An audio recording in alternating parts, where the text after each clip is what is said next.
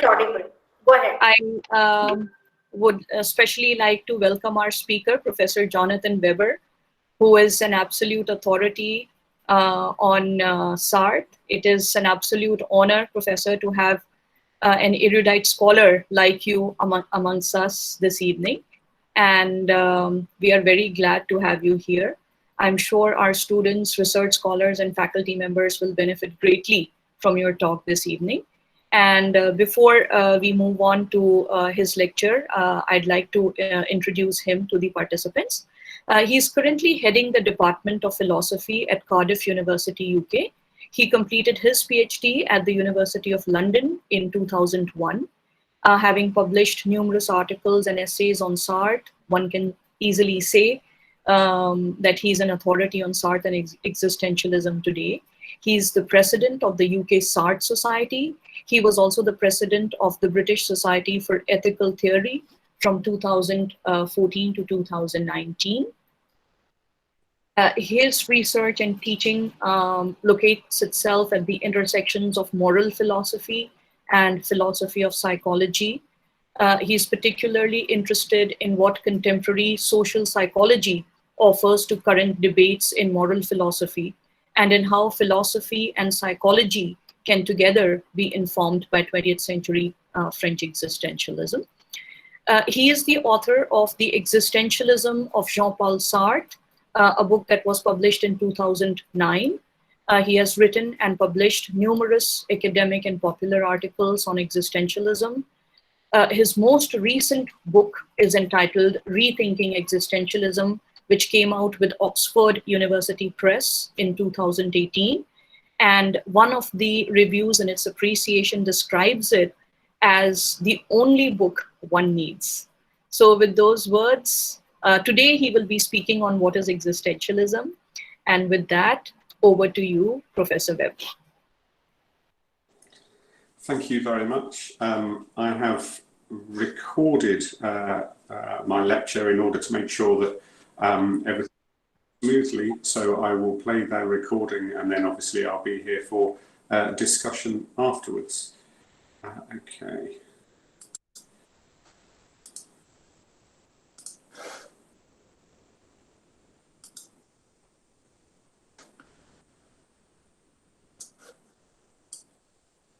Okay, so you should now have the opening slide, is that correct? Yes.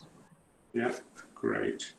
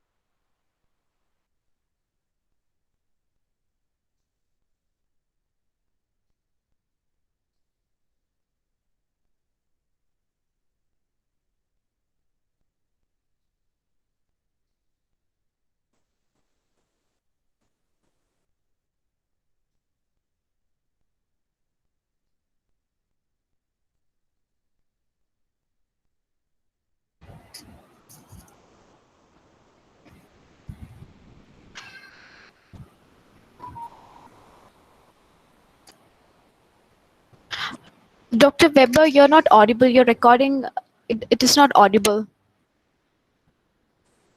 Hold on, is this any better? No, it isn't. We can see you, but we cannot hear you. Okay. Yeah, when you begin the presentation, you have to choose the audio options over there. Where are the You have to audio? give permission for the audio system to work. I think you'll see it once you open the video. In the video?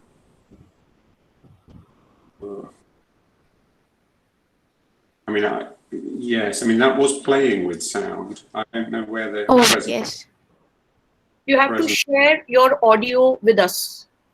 Once Uh-huh. you start the presentation, I think you will get an option, or before you're starting with the presentation, there will be an option to share the audio. Okay. Hold on. I'll try that again. There's just the option for my entire screen. I don't get any other options.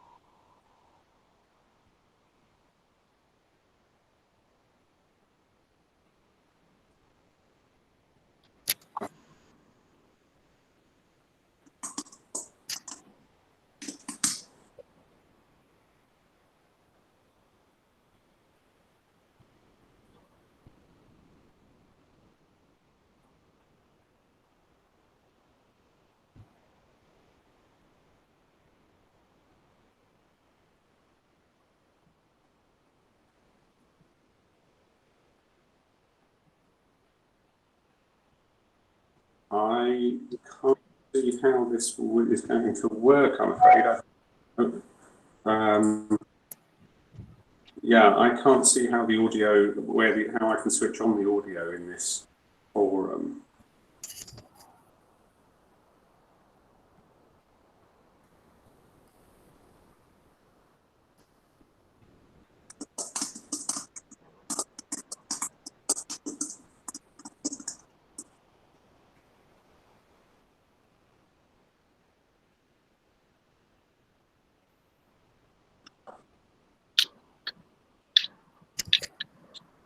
Jayprakash, can you help him?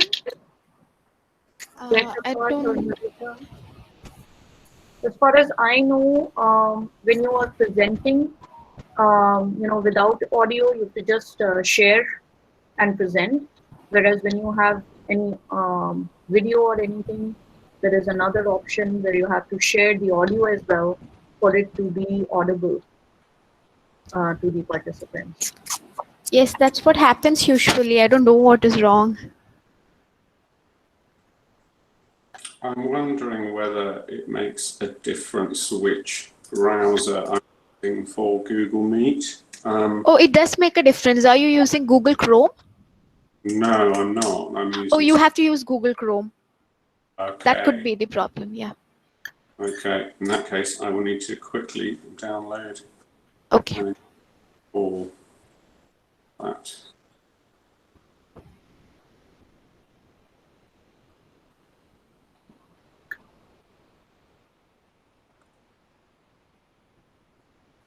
We all, most of us use that by default, so it never crossed our minds.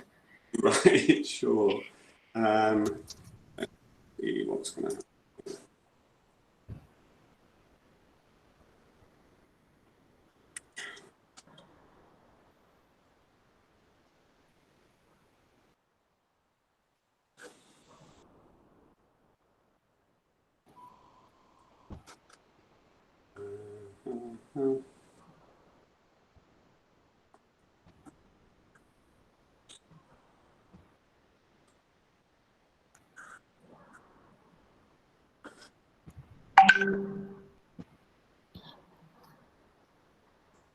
Okay, in that case, I'm going to meeting and then come back in from Google Chrome. I hope. How do I leave?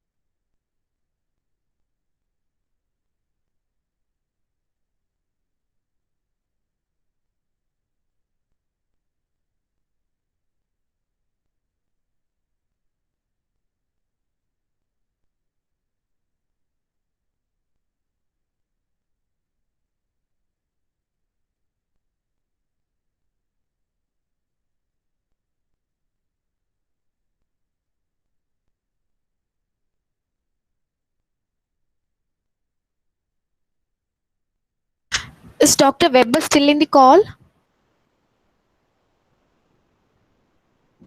Because one of the participants has sent a link where we have instructions as to how to present a video on Google Meet. If he's still in the call, he can use that. Dr. Weber, can you see the link in the chat box? I think I've got it now working. Where's the link? I don't see anything in the chat box. All right, we can try playing recording again then. Have you opened it on Google Chrome now? I have, and I've got the film in a Google Chrome tab. Yeah, and when you select present now, you could use present my tab instead of present my entire screen. That should help. Yeah, I think this should work. Okay. I'll check. Yeah, here we go. All right, fingers crossed. Let me know if you don't. Yeah. Okay.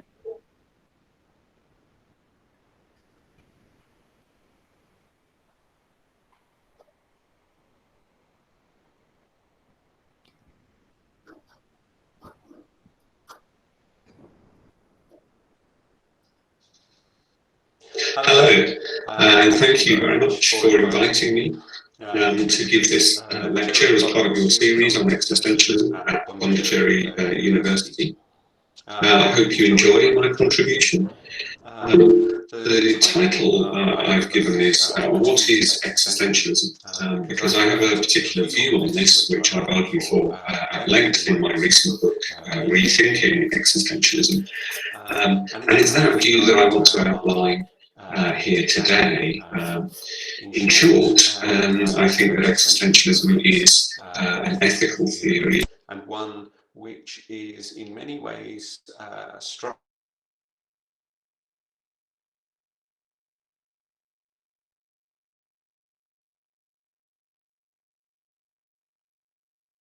as well as giving my answer to the question of what is existentialism. I want to sort of explain parallels with other areas of Western philosophy, or with the kind of central themes of the Western traditions in philosophy.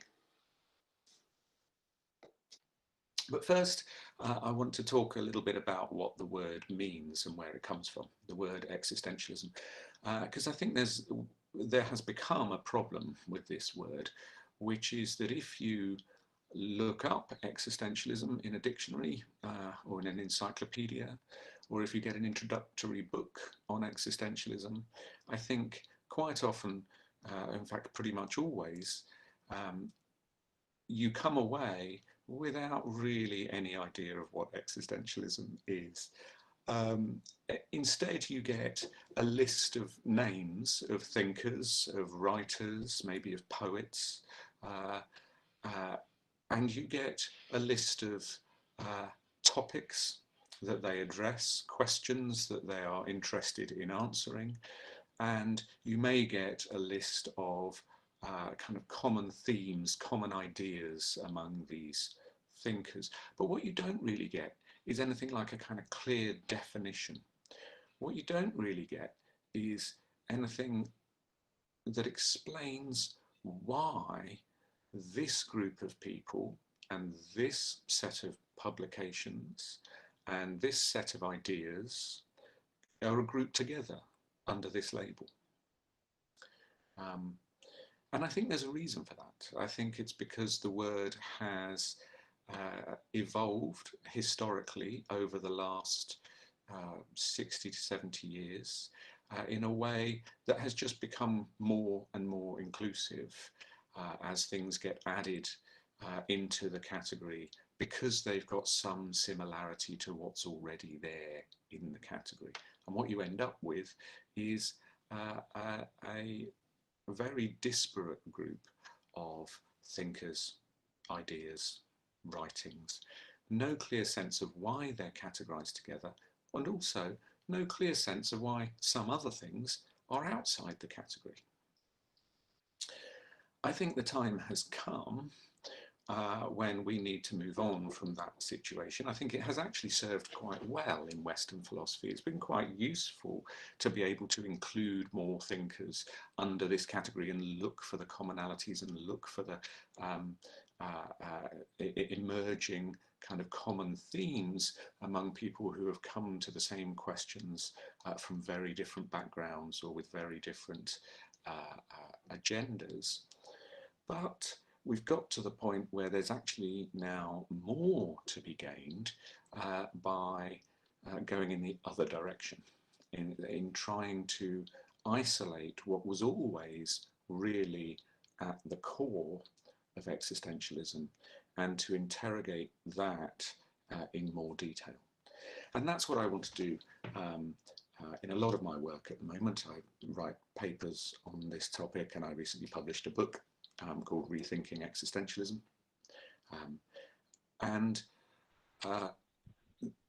It's that kind of picture of existentialism that I'm going to explain in this lecture. So I think what we need to do is go back to the original meaning of the word. So the original meaning of the word was first used in the 1940s in French culture, in magazines and journals published in Paris to describe a kind of the literature that was being published at the time by a fairly wide range of thinkers. But it was already then being used in a fairly indiscriminate way. So the word was being applied to all sorts of different thinkers, writers, cultural products, artists, plays in theatres, magazines, without any real clear sense of what it means. It was particularly applied to the writings of Jean-Paul Sartre and Simone de Beauvoir, who were emerging at the time as leading novelists and philosophers in French culture. At first, they resisted the label. They said, we don't know what it means, any definition, so we're not going to use it. But then at the end of the Second World War, after the Nazis had been defeated and France had been liberated, Sartre and Beauvoir took a very different approach. They decided that this was a moment where the culture of France and the political culture of France was effectively in ruins and was ripe for being rebuilt, and they wanted their own philosophical theories to be at the forefront of rebuilding French culture, and as they saw it, potentially at the forefront of rebuilding European culture. I think they were very successful in that, in fact so successful that they became very influential indeed across Western culture as a whole, and as I said earlier, became quite famous and quite influential all around the world. But as part of their strategy at the end of the Second World War, they decided to adopt this word, existentialism, to describe their philosophy. Because they needed a word, they needed a name, a label, and this one was already being used a lot in the media, so it already had some currency. People had already heard it, but at the same time, it didn't really have a meaning. So they could make it mean whatever they wanted, they thought, if they published a lot of writings which repeated their own definition of it. And so that's what they did. And they published articles, they gave lectures, they founded a journal, a new journal called Les Temps Modernes, which has continued up until very recently as a monthly publication in which they promulgated their own philosophy and other people's philosophies and reviewed books that were coming out by other people, but always from this existentialist perspective. And And so I think what we should do when we try to understand what existentialism is, and when we try to think about what it really amounts to and what contributions it can make today to philosophy, to Western philosophy, to philosophy globally, and to our cultures, I think we should go back to their initial definition at the end of the Second World War and take that to be what's crucial to existentialism. And then we can decide whether or not other thinkers and other writers, other poets, novelists, playwrights, musicians, painters, sculptors, and philosophers and theologians count as existentialists, whether we should categorize them as existentialists according to how much they agree or disagree with this core philosophy of existentialism that Jean-Paul Sartre and Simone de Beauvoir first defined at the end of the Second World War.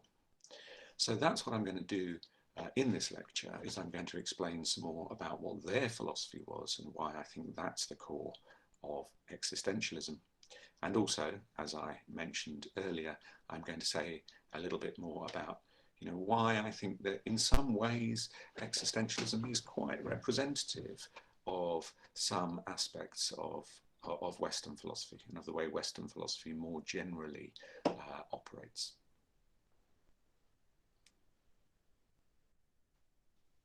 So existentialism, as Simone de Beauvoir and Jean-Paul Sartre both define it at the end of the Second World War, is an ethical theory. And I should say a bit more about what ethics is in order to kind of explain that point. So ethics, in some ways, is the central strand of Western philosophy. Ethics is the concern with how best to live our lives, how best to live a human life. What is it to make a life go well, and what is it when a life goes badly? Ethics is sometimes confused with morality, which is a different idea, really, in Western philosophy. Morality is a set of rules. The idea is that there's a set of rules for right and wrong behavior. That is, that there are some things that you must not do, and there are some things that you must do. And within that set of rules, then you can live your life as you please. Ethics is a broader category. Ethics is concerned with living a good life more generally.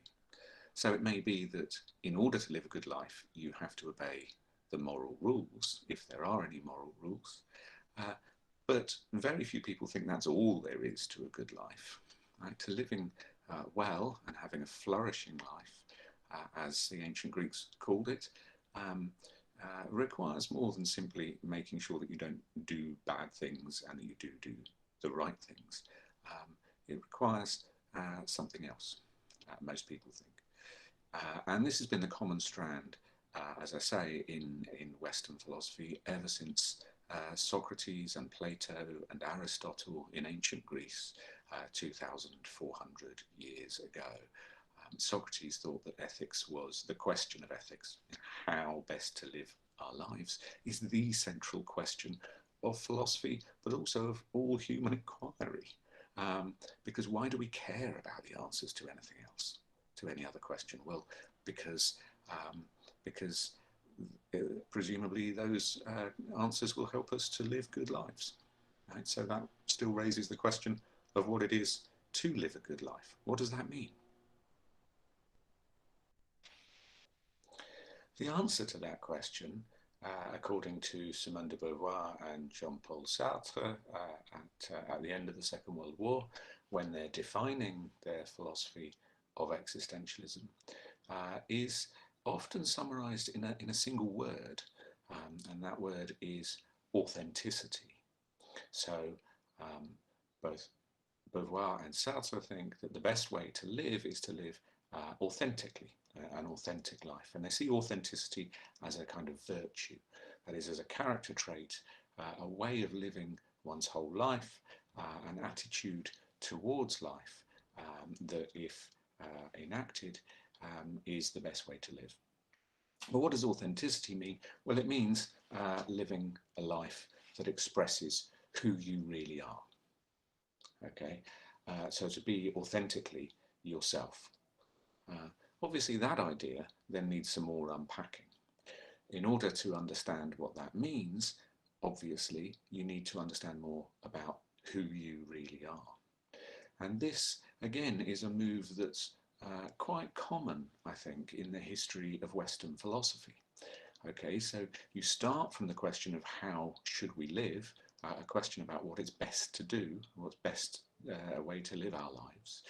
And very quickly, that becomes a question of, well, what are our lives? What kind of things are we? What kind of creatures are we? What kind of life do we lead?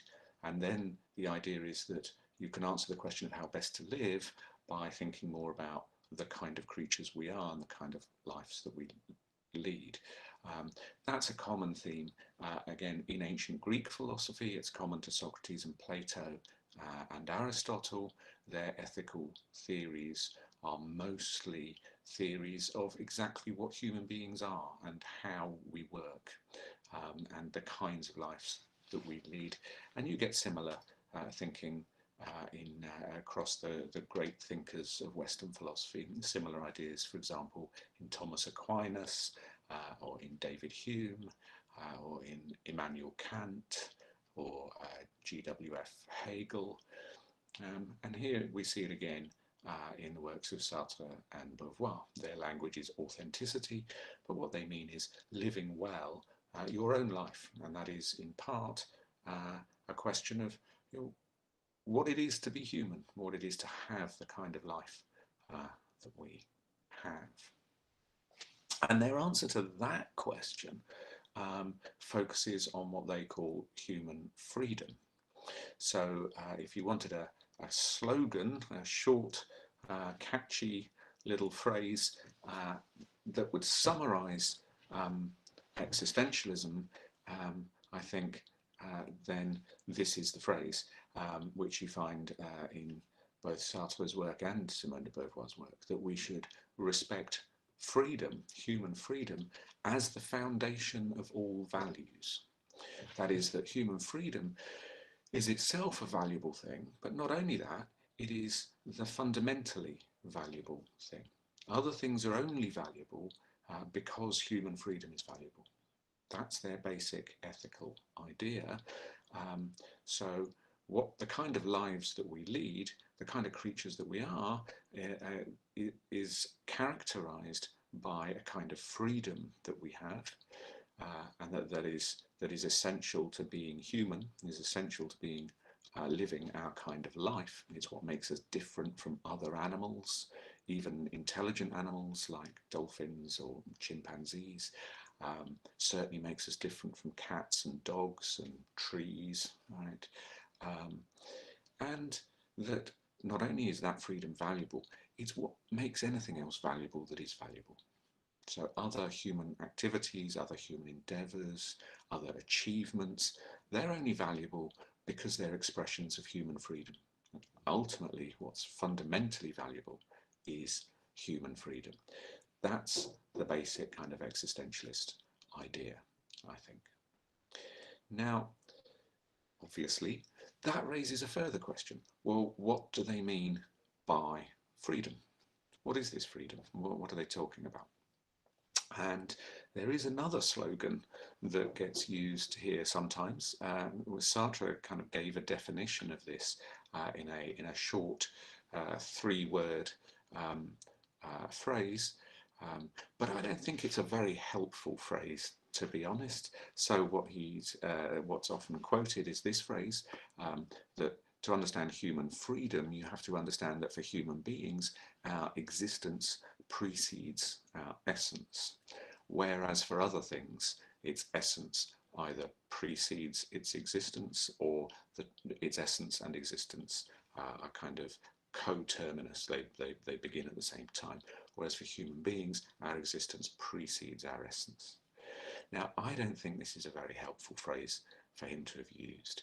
And the main reason is that the word essence has a number of different meanings in the history of Western philosophy, primarily two categories of meaning. One owing ultimately to Aristotle, and a very different kind of meaning, which is used very much in Western science as well, which dates back to the Enlightenment. So John Locke in particular, Robert Boyle, Isaac Newton, they were using the word essence in this very different way. And this just confuses people. We see this confusion I think, in contemporary Western philosophy when people talk about essentialism, and when people talk about, for example, gender or race in terms of essentialism. The debates get confused because the word essence has a number of different meanings and people don't always mean the same thing by it. So I think it's actually best in understanding existentialism to try and avoid this phrase, even though it's the one that's often used, and it's the one that Sartre tended to use most to kind of capture what he was talking about. So what does he mean? What do they both mean, in fact, by human freedom? Well, this is what they mean. They mean that our behaviour, the way we act, the way we think about what to do and then act on those thoughts, is a response to our environment, right? It's a response to what we find in our environment. That means the people that we're surrounded by and the physical world that we live in. We find things to do, we find things that seem attractive to us that we want to do, we find things that we think that seem unattractive and that we don't want to do, and we respond to these demands and these invitations and these prohibitions that our world seems to offer us as we find our way around the world. We can call those our reasons for behaviour, like the reasons we behave the way we do.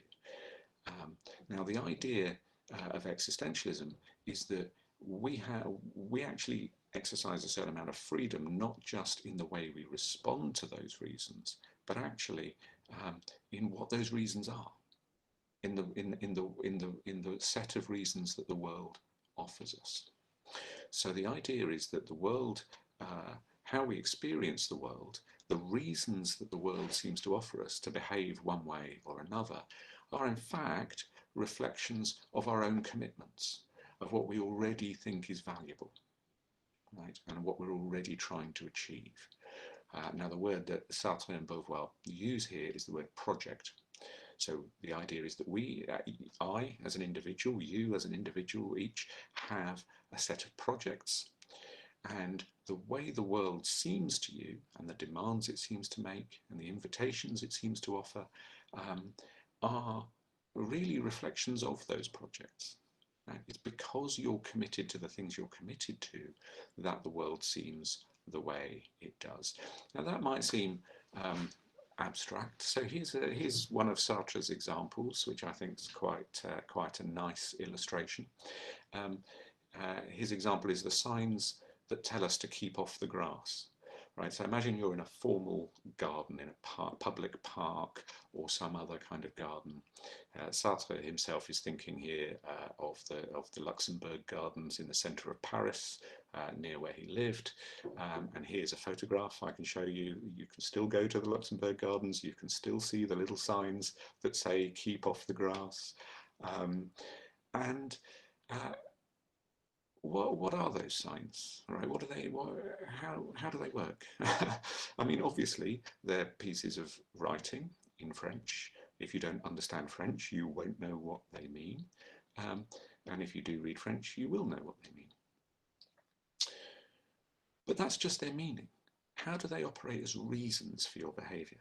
How do they affect you? Well, for most of us, most of the time, they give us a reason to not walk on the grass. They're telling us to keep off the grass, and so we keep off the grass. But that's only because of our own values and our own projects in life, Sartre thinks, right?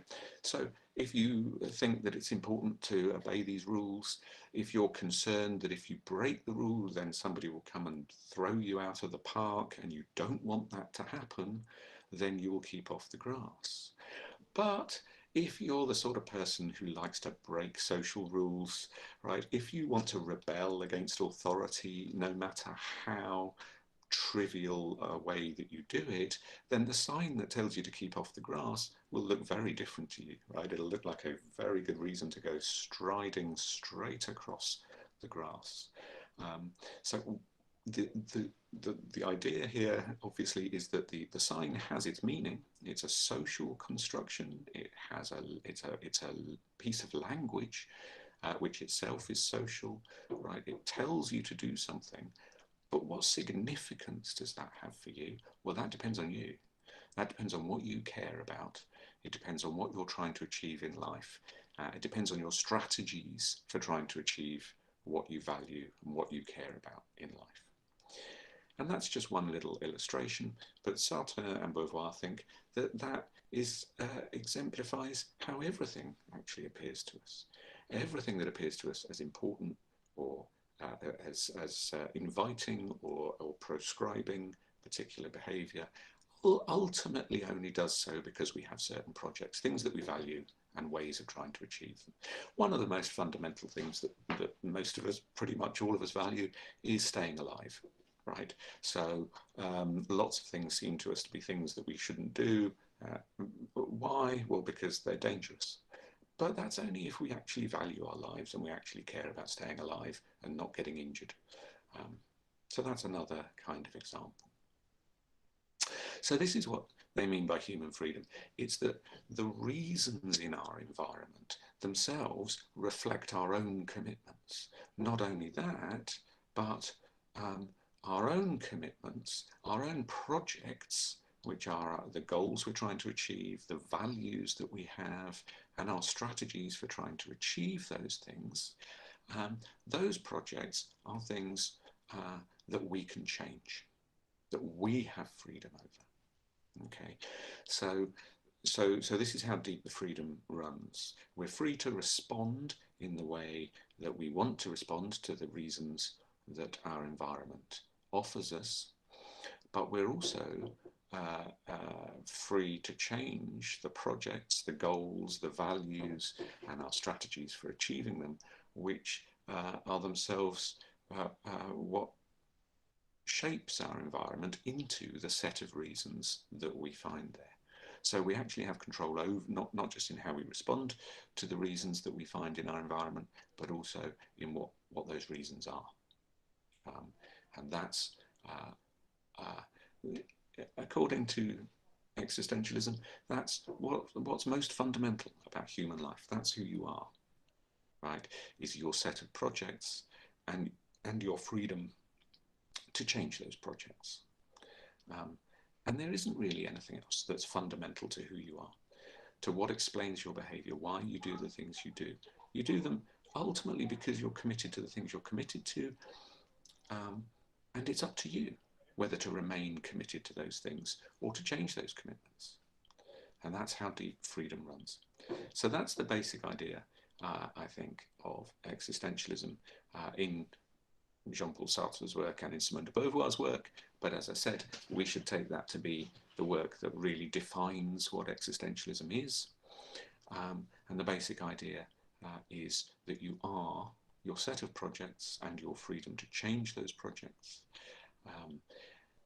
And as I said, this is an ethical theory. So the idea is that ethically, the best way to live your life is to live an authentic life, a life that recognizes or in fact expresses who you really are.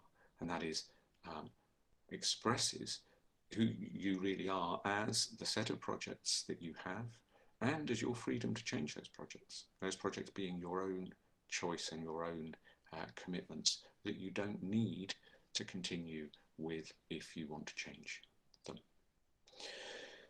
So that's the basic idea. Now, as we have a little bit more time in this lecture, I want to say a little bit more about both aspects of this, right? So on the one hand, I think there's a lot more to be said about human freedom. What does it mean that you can change these projects? What does that amount to? And that, I think, is where this approach to existentialism, i.e. focusing on Jean-Paul Sartre and Simone de Beauvoir, becomes quite interesting indeed, because it turns out they didn't actually agree. At the time when they were writing these articles and giving these lectures and writing novels and plays that were expressing their shared philosophy of existentialism, right at the core of that shared philosophy, there's this theory of freedom, and actually they don't have the same theory of freedom. They disagree with each other about what freedom is. And so I'll say a little bit more about that. But then I will also talk a bit more about the ethical argument. Even if they're right about human freedom as, you know, the structure of human life, even if they're right that that ultimately is who you are, why should that matter? Why should we think that the best way to live is a way that recognizes that and expresses that and respects that in other people? Maybe it isn't. Maybe the best way to live is to ignore it. So I want to say a bit more too about the kinds of reasons that Beauvoir and Sartre each give for that ethical claim that that authenticity is the best way to live. Because it turns out they give rather different kinds of argument for that.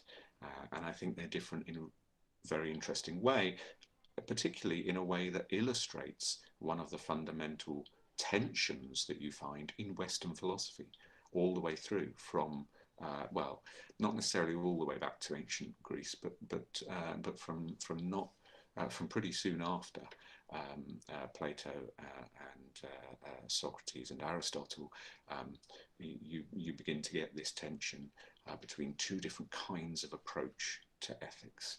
And you see that tension in the disagreement between Simone de Beauvoir and Jean-Paul Sartre. So I'm going to talk about both those things.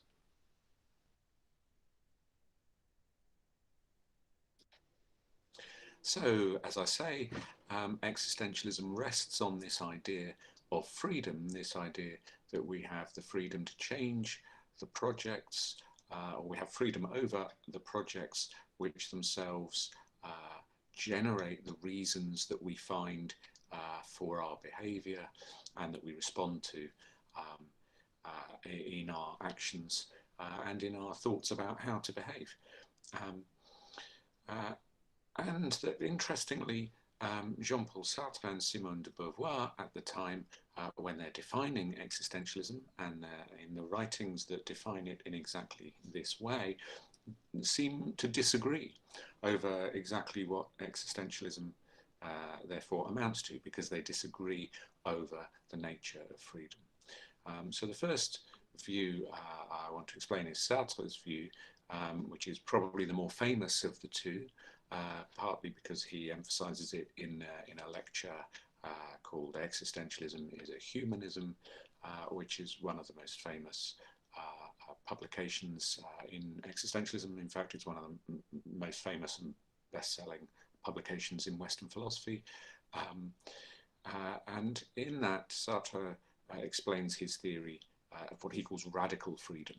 So his view is that the freedom that we have over our projects is total freedom to just change them at will, because our projects are nothing but commitments that we have, and that they persist only as long as we remain committed to them. So they just have no reality of their own. They have no kind of being. They have no force of their own. They're just the values that we are committed to, the goals that we are committed to, and our strategies for achieving those goals. And there's nothing there except our commitment. So we change our commitment, we can just change those projects, and the environment, the set of reasons that we find in our environment will change accordingly. Now that might sound unrealistic, right? It might sound as though he thinks that we can easily just change everything, but he thinks actually we can't. It is difficult, but that the difficulty is purely because sometimes we're unaware of exactly what our projects are. We don't want to admit to ourselves that we have certain commitments, and if we don't want to admit it, then we're not going to change them. And sometimes the difficulty comes from the fact that our commitments are all closely related to one another. They're bound up together. There's a kind of holism, a holistic set of commitments, so that if you do change one, or you decide that something that has been important to you is no longer important to you, that's going to have implications for other things, and you might not actually want those other implications. So that's why it becomes more difficult. But nevertheless, he thinks that we can simply do this. We can just change our projects, change our commitments. And his reasons for that are kind of deeply philosophical in a very, again, in a way that's very representative of the way Western philosophy works. So it's because projects, values, goals, strategies, these are not items that exist in the world beyond our commitment to them. They have no being of their own. They have no reality of their own. They're not like rocks and trees and cats and dogs and seas and oceans and forests and mountains. They're just our commitments, and we can change our commitments. So that's Jean-Paul Sartre's position on freedom. But Simone de Beauvoir has a very different picture, and one that I think is more realistic psychologically. It's more realistic, I think. It seems more realistic in terms of our own experience of life, but also I think it fits much better with what the findings of contemporary psychology in Western universities. Simone de Beauvoir's view is the word I've been using to summarize it when I'm writing about it is sedimentation. It's not actually a word she uses, but it's a very helpful word. The idea is that projects become stronger the longer that you continue to pursue them, right? The more you carry on trying to achieve the thing that you're trying to achieve, that goal kind of takes on a certain kind of strength, a strength within your own thought about the world, within your own mind. So it forms a kind of sediment in the mind, and the metaphor here is like the sediment in a river, right? So the way the river flows, it picks up particles along the way, and then towards the end of the river it tends to deposit these and build up a kind of sediment, and that sediment, that deposited matter, steers the course of the river.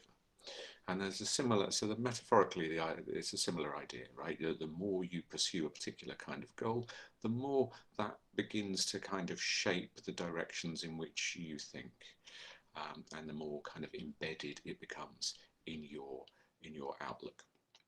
And the more it becomes sedimented, the stronger it is, the harder it is to change, even if you no longer agree with it. Right? And this is Simone de Beauvoir's conception of freedom. You can still change it. You can still think critically about your own projects and about your own commitments. And you can decide that you no longer agree with them, and that you can decide to embrace a different outlook and a different set of projects. But that won't necessarily just simply get rid of the old project immediately. Instead, Beauvoir thinks it's going to take some time. So, I mean, I think this seems a fairly familiar thought. So, for example, imagine you had spent years working towards a particular kind of career. You want to be an academic, maybe you want to be a philosopher. And you study hard and you work hard and you organize your life around achieving this goal. You go and live in a particular city so that you can study there. All the friends you make through studying your discipline, and so on. So you become very committed to this goal through all your behavior and through your reaction. If at some point you decide that actually maybe this isn't the career that you want, maybe you want to do something very different, maybe you want to become a lawyer, for example, or a politician or something like that, you might decide to do that, and you might then go off on a new career path. But that won't immediately displace the old project. The thought is, Beauvoir's thought is, that you'll still in some ways behave and think in ways that reflect those old commitments to philosophy. And it will take a while to overcome those old commitments and replace them with the new commitment. So you might find yourself sometimes wondering whether you made the right choice, wishing that you had the time to continue to read philosophy or whatever. Okay, so that's the difference between Sartre and Beauvoir here. They have different conceptions of the way freedom works. For Beauvoir, sedimentation is how freedom works, right? You have the freedom to shape your projects in this sense that by deciding to pursue a particular project and continuing to pursue that project, it comes to shape who you are in a very kind of deep psychological sense. Whereas for Sartre, it doesn't. It's just your commitment for as long as you continue to be committed to it, and you can just replace it quite easily. So that's their disagreement. But despite that disagreement, they still have, what's in many ways a very similar philosophical outlook. They still think that they both think that authenticity is the best way to live your life, and what it is a life that respects and expresses the projects that you are committed to and your freedom to change those projects. They just disagree on how that freedom works, how it operates. Okay, so that's one disagreement between them. But here's the other one. I said I'd talk some more about the ethical claim, about the idea that this is the best life to lead. Why should we agree with that? Why should we think that's correct? Well, before we get to that point, I think we need to notice something else about authenticity. So far in this lecture, I have emphasized entirely one aspect of authenticity. That is the aspect of authenticity that relates to yourself, right, to your own projects. So the idea is that it's a life that expresses who you are, and as a result, it expresses your own projects and your own freedom over those projects. But both Beauvoir and Sartre think that in order to do that, you also have to respect the projects and freedom of everybody else. Right? So they think that authenticity is not simply a kind of personal directed virtue. It's a broad virtue that is about our collective life as well as about our own personal individual life. So authenticity is also a life guided by respect for other people's commitments and their freedom to change them.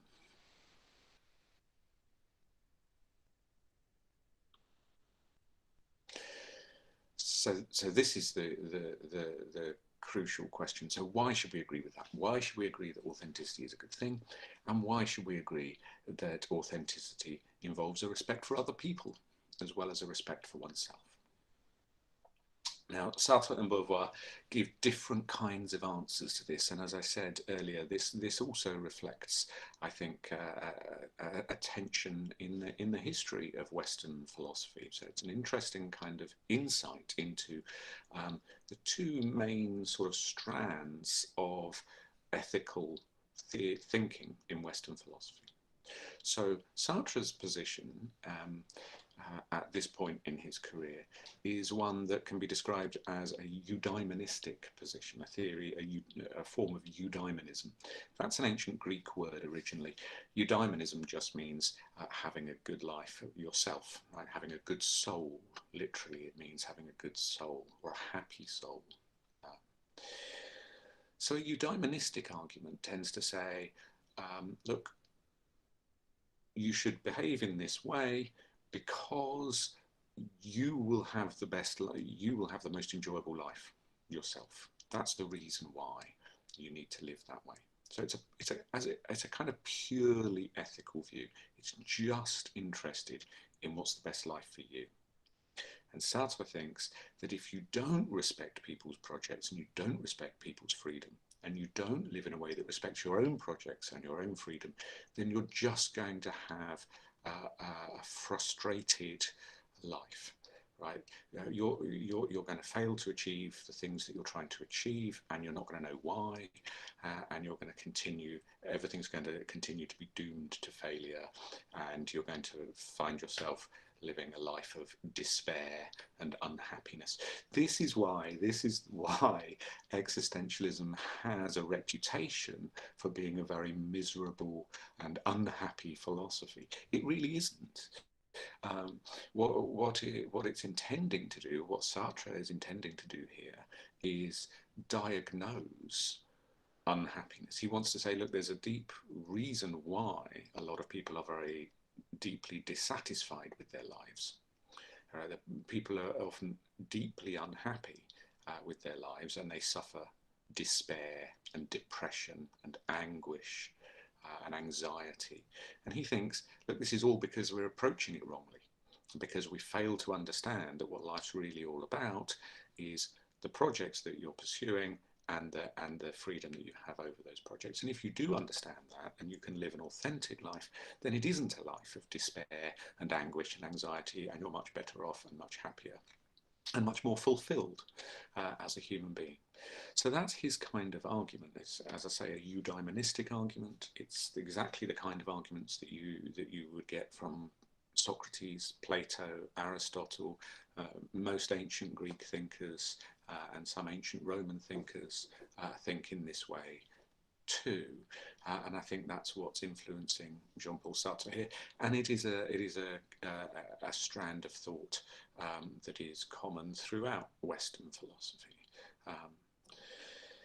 Sartre's most famous phrase, I think, is this line from one of his plays: "Hell is other people." That's why people think that he's a very unhappy man, a very miserable philosopher. But his view is not that other people are always hell, other people are always a problem for you. His view is that that's only true if you fail to understand what people are like, what people are, what the real nature of human beings, which is the freedom to change their commitments, and the fact that those commitments are ultimately what drives people's thinking and people's behavior. Right? So hell is other people only if you fail to understand how people really are. Whereas if you live an authentic life, Sartre thinks, then you don't have this problem. Simone de Beauvoir offers a very different kind of argument.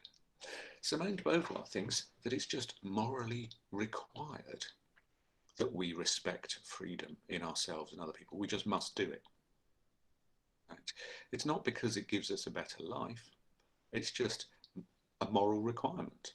And I said earlier that there's this tension that runs through Western philosophy between ethics, in a way, and morality. So people who believe in morality think that there are just basic moral requirements, that you have right ways to behave and wrong ways to behave, and that you have to respect that.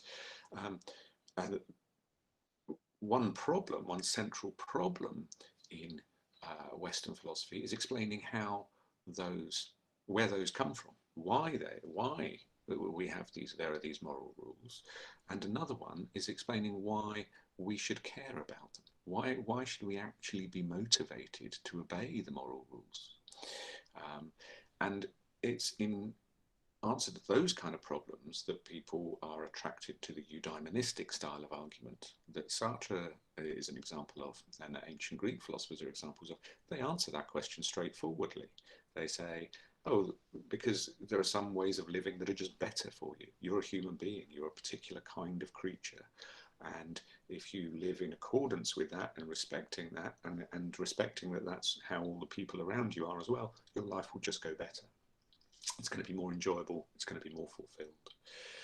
But on the other hand, some people think that that's not enough, that really that doesn't tell us why it's wrong to live any different way. It might not be as good for you to live a different way, but why should it be wrong? And that's why people are attracted to the idea of moral rights and wrongs, moral absolutes, moral imperatives or moral requirements. And Simone de Beauvoir has an argument that authenticity is just morally required. It's immoral not to live an authentic life. It's a very complicated argument, and I'm not going to try and explain all the details right at the end of this lecture. But here's a rough outline of it. She thinks it follows from the kind of creatures that we are, right? So we have projects, we have goals, we value those goals. That's what we are. We can't not do it, right? So we necessarily have goals that we value. And those goals are the products of our freedom. That's what they are, and those values are. And so, she thinks, it follows from that we must treat that freedom as valuable. The freedom that creates the things that we value, or creates the valuing of those things, must itself be valuable. That's just a very rough outline of how the argument works.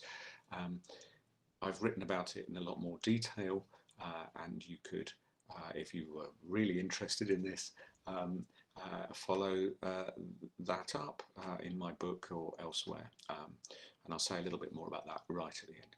But that's basically Beauvoir's argument. So those are the two kinds of argument that you get in existentialism for the basic ethical claim that freedom is the foundation of all values, right? It means two things. It means everything we value because of the projects that we have, and those projects are themselves expressions of our freedom. So all the values that we experience in life, all the reasons for action, all the things that matter to us, all the things that are important, everything that we care about, those are all expressions of human freedom. Those are all expressions, those are all founded in freedom. But also, what follows from that, thinks Simone de Beauvoir, and in a different way, Jean-Paul Sartre, is that we must value freedom as the most important thing, right? Because it is the thing that is genuinely valuable and that makes other things valuable. Expressions of human freedom really are valuable. They are important because they're expressions of human freedom, and human freedom is valuable. So that is the core of existentialism. So as I said at the beginning of this lecture, people use the word existentialism to mean all sorts of different things, but really this is what it means, I think. It is this ethical theory that freedom is the foundation of all values. It's a theory that explains what freedom is in terms of our projects, our commitments, and our freedom to change those commitments.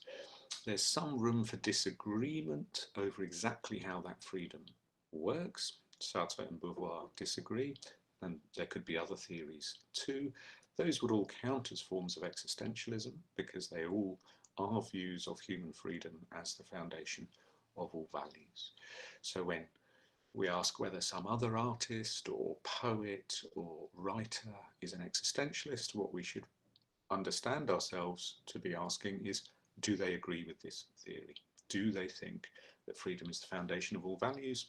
And do they understand that in the way that Sartre and Beauvoir understand it? And if the answer is yes, then yeah, they're an existentialist too. And I think that's all there is to it. So, thank you very much for your attention. I hope you've enjoyed this lecture. I hope that it has made sense and that I have been clear enough. And I hope that it has given you some insights, not just into existentialism and the philosophies of Jean-Paul Sartre and Simone de Beauvoir, but also into how Western philosophy tends to operate and some of the main questions in Western philosophy, and how those main questions relate to each other. Like the idea that ethics, how to live one's life, is the fundamental question, the guiding question that organises a Western philosophy, and the idea that it's that question that raises other questions, like what kind of creatures are we? What is a human life? How do we relate to the people around us? How do we relate to our environment? Where do the reasons that we act on come from? Those are the central questions, I think, of Western philosophy, and they're all driven by the concern with ethics. If you've enjoyed this and you're interested in following up anything else about existentialism or anything that I've written on existentialism, then as I mentioned, I have a book that's recently come out. I also have a lot of other writings that are available on the internet, and you can find them all in one place on a website that is run by my university, by Cardiff University, and on the screen right now is the address of that website, and I hope you will find something there that you find useful. Thank you very much.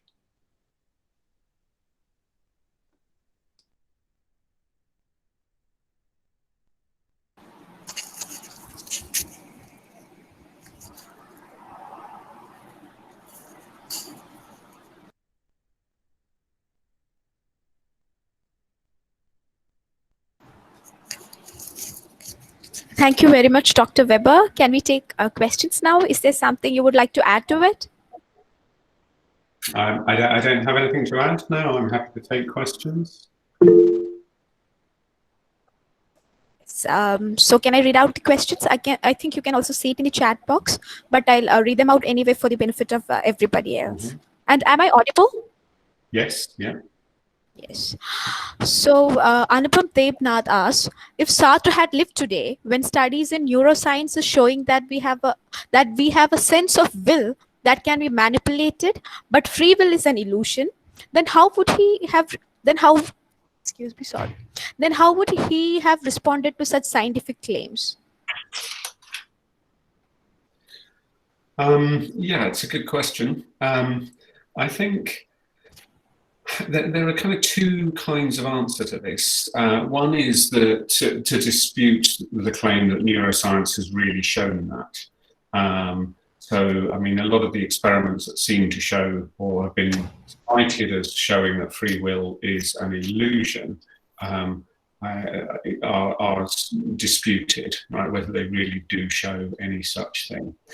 But in a way, a kind of more interesting answer from Sartre's perspective is that what he's interested in isn't really free will as that is traditionally understood, right? So he's, as far as he's concerned, the will, that is, making decisions and acting on them, kind of explicitly thinking about something and deliberating and coming to a conclusion, is something that is not the primary kind of locus of freedom, right? So what happens when you deliberate, Sartre thinks, is that you weigh up considerations, right, and come to a conclusion. But what is it that determines how important each of those considerations seem to you? And the answer to that, for Sartre, is your projects, your prior commitments, right? And it's those that are the locus of your freedom. So to some extent, I think he would be at least tempted by the idea that what those experiments show, if those experiments are in fact valid, they simply show what he was already saying, right? That the outcome of your deliberation and your explicit choice is already kind of determined in advance, but it's determined in advance, he thinks, by your deeper commitments, and that you can change those commitments. Thank you very much, sir. Can we move on to the next question? Yeah. Yes, Mr. Manoj Lenka wants to know if you can explain in simpler terms how essence precedes existence.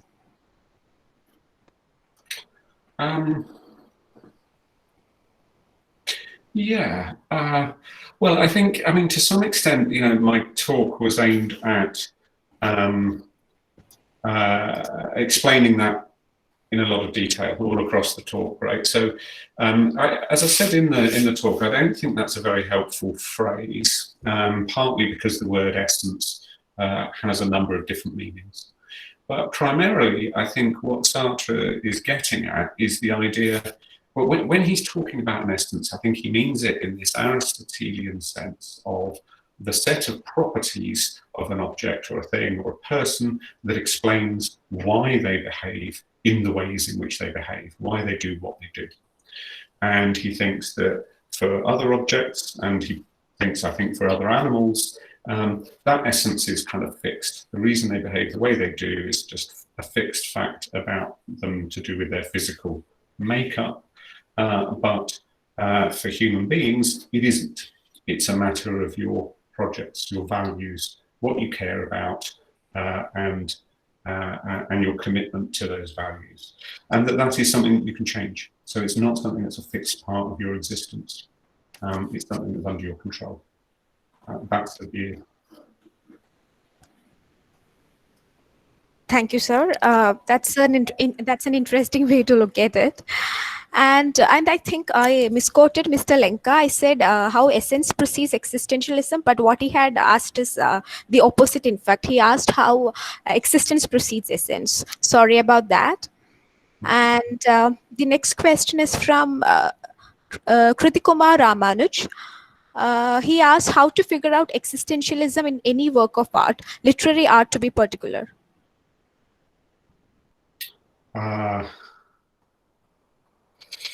Yeah. I mean, obviously, yeah. I mean, you know, some of the existentialism is clearly bound up with literature, with particularly with plays and novels. And screenplays. Sartre wrote screenplays as well and wanted to be a film writer more than anything else, but he didn't really succeed, as only one of his films was ever really made. I'm not sure I quite grasp the question. I mean, what is the question to do with how existentialism kind of influences the literary works of existentialist writers? I think he means to ask how you can see if the concept of existentialism comes to play in any work of art, especially literary art. Okay. Yeah. Okay. Good. I mean, I think so. Literary art is the obvious place where it would be. I mean, art, it seems to me, to do with individuals' characters and their behaviour and the kind of understanding of how their behaviour unfolds over time, and in the end, a kind of understanding of who they are. I mean, on my reading, it's an existentialist work if it is committed to the idea that existence precedes essence, right? That people's behaviour is not determined by their genetic makeup, it's not determined by their gender or ethnicity, and it's not determined by their upbringing, but is in fact a matter of their commitments and their values. That's the core of existentialism as far as I can see. So literary work is existentialist insofar as it agrees with that.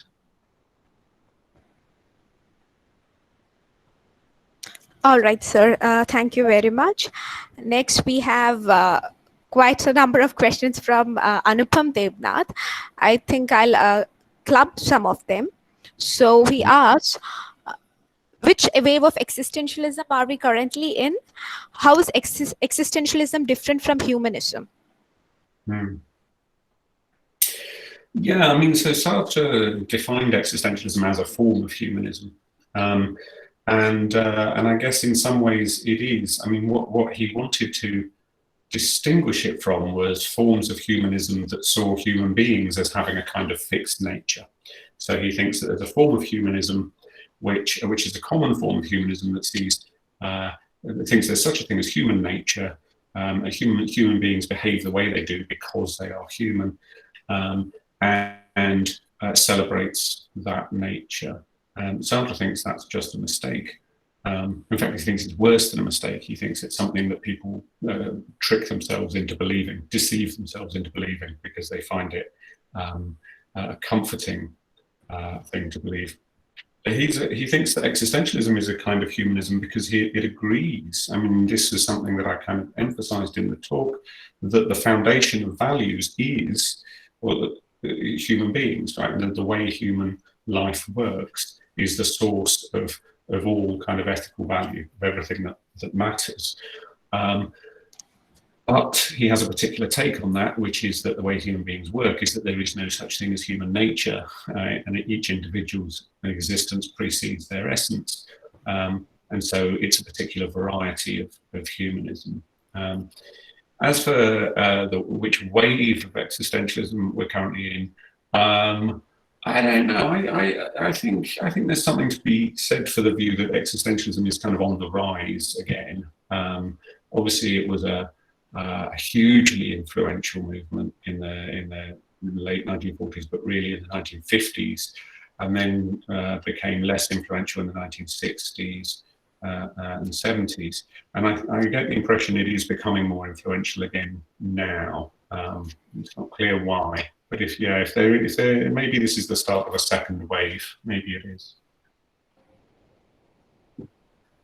All right, Dr. Weber, you made quite an interesting point there about how existentialism is actually a kind of humanism, but how it yet goes beyond humanism by overcoming its limitations. And we have a question from Jonas Raja. He asks, Sartre bases his existentialism on the axiom, existence precedes essence. But when Sartre speaks of radical free, I think he meant radical free speech. I'm not sure, but he says man is freedom. Is Sartrean identity between an individual who is with self and freedom, which is value possible? Did you get that, Dr. Weber? Yeah, I think so. It's sort of an identity between an individual with self and freedom, which is value possible. I mean, Sartre's, yeah, that's right. I mean, that I think that is essentially Sartre's view, right? That the individual person is to be identified with the set of values that they're committed to, and then that's what freedom means. That's why it's called radical freedom, right? So the word radical, I mean, it gets used in a lot of ways. It gets misused, I think. But what it really means is, going to the roots of something. That's what radical means. It's about the deepest roots of whatever. And Sartre thinks of freedom as radical freedom for exactly the reason I was saying earlier, that he doesn't think that it's primarily about making decisions and choices and kind of explicit deliberation. He thinks that kind of decision making is already rooted in a set of commitments that you've got, and freedom is your freedom over those roots, over those commitments, which shape the way you see the world, which shape the reasons that you encounter in the world, and shape which give weight to the various considerations that you take into account when you make a decision. So that's why it's radical freedom. In a way, it's a different. The word radical there is intended to distinguish it, I guess, from the idea of free will, which is the freedom over explicit decision making. He thinks that the freedom is deeper than that, and is freedom over the roots of those decisions. I hope that makes some sense. All right, sir. Thank you. And thank you for the question, Professor Jonas Raja. The next question is from Nupur Sethi.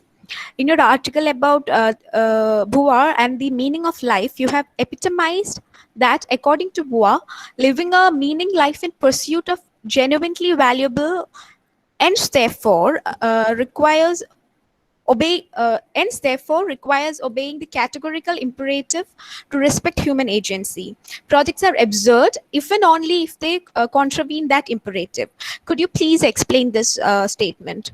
Could you please explain the relation between human agency, categorical imperative, which for me seems to be an essentialist term, and freedom? Do you think they are contradictory in nature?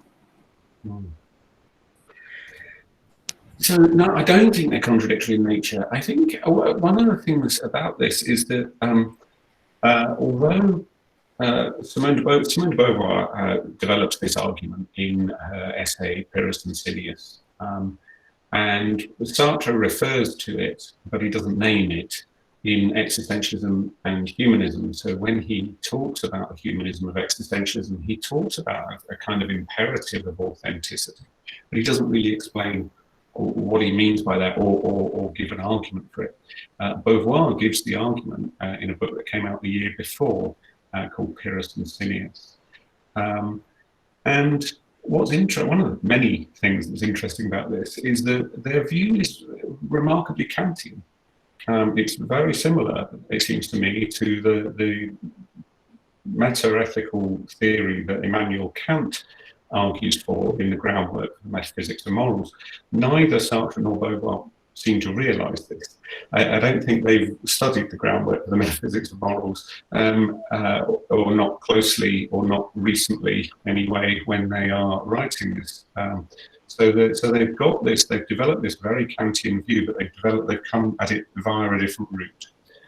In a way, that's not surprising. They're professors, when they were themselves students at the Sorbonne and the École Normale Supérieure, the philosophy program was very much dominated by some neo-Kantian professors. So I don't think there's any contradiction, and I don't think they're not even the first people in the history of Western philosophy to hold this view. I mean, Kant's view is exactly that. The categorical imperative applies to human beings, human agents, and not to anybody else. Right? Animals aren't under the moral law. And neither would gods be under the moral law. It's human beings, human agents that are under the moral law. And they are so because of the way human agency works, because it's a matter of setting your own ends, as Kant calls them, values, and valuing those ends and pursuing those ends. And that's pretty much what Sartre's and Beauvoir's view of radical freedom is, right? That you have goals, you have ends or values, which inform the way you see the world. I mean, they've got a particular kind of psychological spin on this, but it's the same meta-ethical view. And Beauvoir derives and builds an argument that starts from that nature of human agency as a structure of freedom, of the pursuit of ends, of the pursuit of values, and derives from that the conclusion that it's imperative to treat all human agents as ends in themselves and not merely as means, as Kant put it. So that's my reading of Beauvoir there. And the final part of that question is: do you think there's a contradiction there between freedom and a categorical imperative? I mean, famously, Kant thinks the opposite. He thinks you're only really free when you're acting at least in accordance with the categorical imperative. You think that's what autonomy really is. Now, the existentialists won't have that view because they don't have the same idea. They don't have the same transcendental idealist metaphysics. So the same idea of the relation between mind and body that Kant has, that kind of grounds that. But nonetheless, I think for them, freedom is just an inalienable structure of human existence. So the categorical imperative simply can't make any difference to it. It's just the way you are. It's just the kind of existence that we have is one of pursuing values and seeing the world in the light of those values.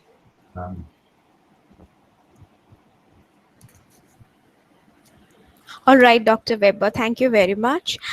And before we move on to the next question, we have a lot of questions in the chat box.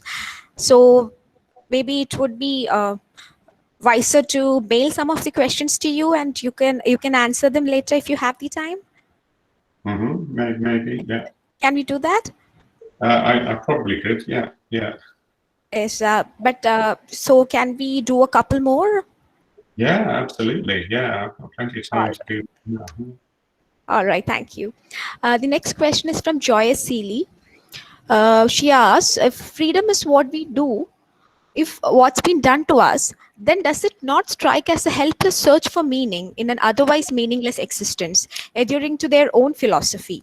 Also, taking into account the physical limitations of the world one cannot surpass, isn't it again a coping mechanism? Also, could you please elaborate from the ancient Greek perspective of eudaimonia, and in this regard, Spinoza's determinism? And she also says your lecture was very enlightening. All of us think so. Thank you. Thank you. That's very good to hear. So on the meaning, I mean, this in a way relates to the previous question on Beauvoir and the categorical imperative. I mean, I think Sartre and Beauvoir both seem to think that life is meaningless, but I think we can distinguish between two things. One is when people talk about the meaning of life, that is the meaning of a whole life, or the meaning of, or sense of being alive, on the one hand, and on the other hand, the idea of meaning in life, right? So you might think, and some people do think, that life itself overall is meaningless, because it can't have a meaning. Things can only have meanings in larger contexts, and life is the context in which everything happens. So it's not just that it could have a meaning but lacks it, it's just not the sort of thing that can have a meaning. But nonetheless, within life, lots of things can be meaningful and are meaningful. Lots of activities, relationships, creations and so on are perfectly meaningful. So life isn't meaningless, it's full of meaning, but life itself has no meaning. And I think that's pretty much their view. And I think Beauvoir, again, Empiricus and Cineas, gives a very nice argument for this. So her view is that, what's valuable is human agency, ultimately, and hence the categorical imperative to respect human agency, right? To respect human freedom and promote human freedom. But because human agency is valuable, so she thinks are expressions of human agency, right? So long as that value isn't cancelled out by them being violations of the categorical imperative. So within the moral law, within the moral requirement to respect human agency, all activities and creations and products and so on are meaningful and valuable, positively, ethically valuable, because they're expressions of human agency. I think that's her view, and that's why, hence the kind of existentialist idea that life isn't meaningless, or our lives are not meaningless, but we just create meanings. We create meaning and value through our activities, because those activities are expressions of human agency, and human agency is the foundation of all values.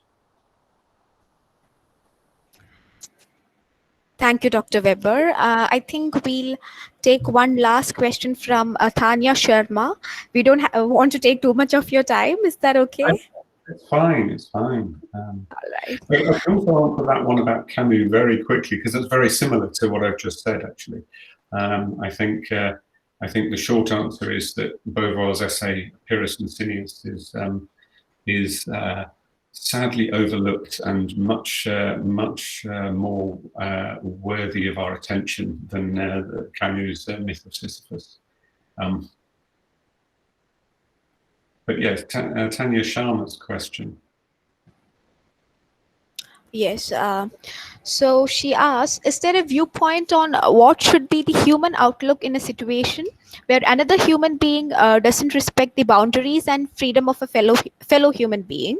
Suppose even sensitization doesn't work with such a person, would retaliation be an ethical approach? And I would like to add that I took a question because we had a couple of people asking similar questions. Right. Yeah. No, it's a very good question. Yeah. So this is something, again, Beauvoir kind of considers this very briefly at the end of Pyrrhus and Cineas, but she wrote an essay subsequently called Moral Idealism and Political Realism, which is exactly about this question. It's what's sometimes called the problem of dirty hands, I think. And I think it's a kind of moral dilemma. There's a moral dilemma in Sartre's Existentialism and Humanism that gets lots of discussion, right? Everybody talks about this. There's famous case of the student who doesn't know whether he should stay at home and look after his ailing mother, who's already lost 2 sons in the war, or whether he should join the Free French forces and fight against the Nazis. And one of the things that's very interesting about that dilemma is that the student is finding it very difficult to choose between 2 courses of action, both of which are morally laudable. Right? They're both morally good. They're both ethically positive courses of action. Whereas the other kind of dilemma, what's sometimes called the problem of dirty hands, is where you are faced with 2 or more courses of action, and it looks like none of them is morally acceptable. Right, and that's the kind that Beauvoir's interested in those essays. So this will be a case in this person's question where it looks like you've got 2 options. One is to kind of acquiesce in somebody else's actions of violating human freedom, and the other is to stop them from doing it, but the only way you can stop them from doing it is by violating their freedom, right? And of course, this is a problem that was very much on the minds of French philosophers in the 1940s. It's exactly the question, the dilemma you're faced with in Paris under Nazi occupation. Do you collaborate? Do you acquiesce, at least just stay out of it and thereby let the Nazis do what they're doing, or do you oppose them? And you're not going to succeed in opposing them by reasoning with them, right? It's going to have to involve violence. I think Beauvoir's answer, I mean, what makes this a particularly acute problem for Beauvoir is exactly the categorical imperative, which I take it this question is kind of picking up on, right? If it's absolutely imperative to respect the boundaries and human freedom of other agents, then this dilemma becomes very sharp. Beauvoir's answer is to just accept that and think, well, actually, sometimes there is no morally good outcome, right? But nonetheless, there's got to be some reason why you have to choose one of the bad outcomes rather than the other of the bad outcomes. So she accepts that there's such a thing as dirty hands, right? That life puts you in situations where you can't stay morally clean. You're going to be morally tainted one way or the other. And it's in that situation sometimes that you have to choose what is the best course of action, knowing that neither course of action is going to be wholly within the moral law. Now, she didn't really develop this in great detail, so there's a lot more that could be said about it, but that's the way in which Beauvoir's moral philosophy goes on that question. Thank you, Dr. Weber. I believe it is something we have all thought about at some point in life, even if not in existential terms, and it cannot be answered any better. So thank you very much for that. And I think we should wind up now because we have already crossed our time limit. Now over to Tapasya, one of our participants who will offer the formal vote of thanks. Thank you very much. Thank you. Hello. Am I audible? You are. Go ahead. Okay. Thank you. Good evening, everybody. On the behalf of the participants, the professors, scholars, and students of Pondicherry University, I thank you, Dr. Weber, for sharing articles and your thoughts with us, and for kindling our spirits both academically and philosophically. I want to dedicate a few words to you, Dr. Weber, so if you would kindly spare 2 minutes. We had the pleasure of going through your articles, and one couldn't help but be led to notice that at present the word existentialism is reverting back to the status of the pre-Sartre and Beauvoir days, and it meant just about anything but was popular anyway. Hence, like you said, the term definitely requires revisiting, and the second wave, especially because we are almost a generation condemned to balance abundance, monotony, and ignorance. But your talk and articles also shows us a way. No matter how different might our money lives be, or no matter which school of philosophy we might subscribe to individually, we can choose a reductionist approach, understand human existence, and live well simply by indiscriminately valuing everything around us. We are all in this cosmic journey together, undergoing the same principle of sedimentation, not only individually, but also generationally. And hopefully, someday we will unanimously comprehend what we don't. So, thank you again, Dr. Weber, for imparting your precious minutes while reminding us about all that. And I'm sure we would be reading your book pretty soon. And lastly, big thanks to Mr. Ganapati and the students and scholars who have been the technical support of this series. And thank you, Pondicherry University, Kalpana ma'am and Ritu ma'am for arranging such a wonderful seminar for us. Thank you again, sir. Thank you, and thank you very much for inviting me. My apologies for the technical hitch at the start, but I hope it all went well enough for everybody. And thank you for your stimulating questions as well. I think that was a really interesting set of questions to be thinking about. Thank you. Yes. Thank you so much. Yes, we would be getting the questions. Thank you. Thank you, Professor Weber. Thank you, Tapasya, for a nice vote of thanks.